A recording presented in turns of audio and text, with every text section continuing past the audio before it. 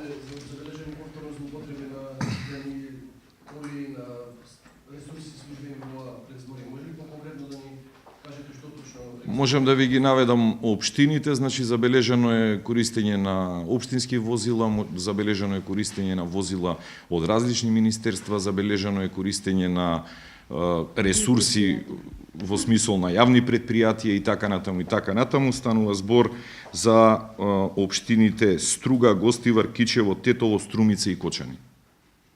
Зборувате за транспарентност на државната изборна комисија. Според вас транспарентноста на комисијата е зголемена заради тоа што комисијата ги објавува записниците на веб страната.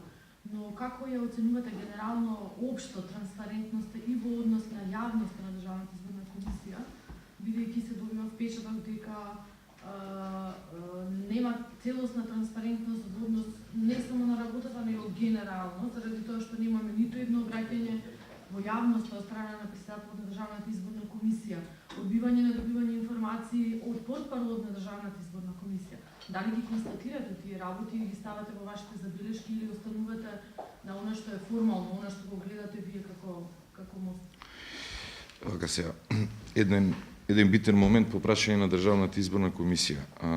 Барате од нас да го оценуваме дали се држите до формалните работи, односно записниците, или зборувате за генералната транспарентност на државната изборна комисија, затоа што ние немаме таков впечаток.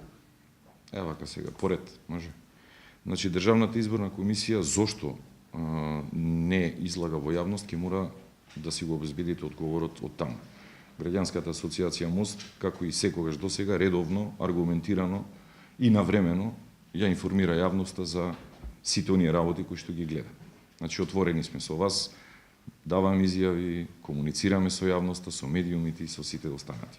Зошто председателот на државната изборна комисија и портпаролот на државната изборна комисија не се појавуваат во јавност, веројатно одговорот треба да го добиете од нив. А дали треба или не, во оваа фаза нема да коментирам.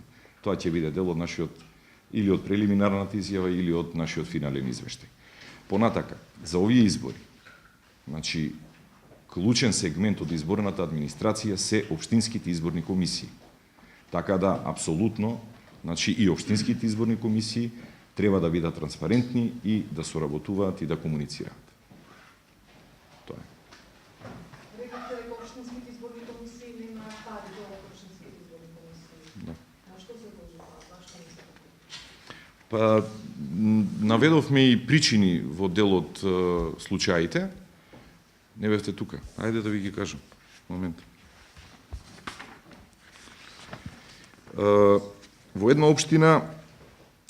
општина нема воопшто предвидено средства во својот буџет, кој што е законска обврска. Ова се редовни избори, значи нити се предвремени, и значи сите општини мора во буџетите за 2013 да предвидат средства за финансирање на изборните действија во рамките на сопствените општински изборни комисии. Општина Ранковце, например, тоа не го направила. Понатака, во две општини има блокирано жиро сметки. Тоа се општина Градско и општина Пласница. Една општинска изборна комисија се уште нема отворено жиро сметка, тоа е Свети Николе. Исто така постојат општински изборни комисии каде што не е направен трансфер од општина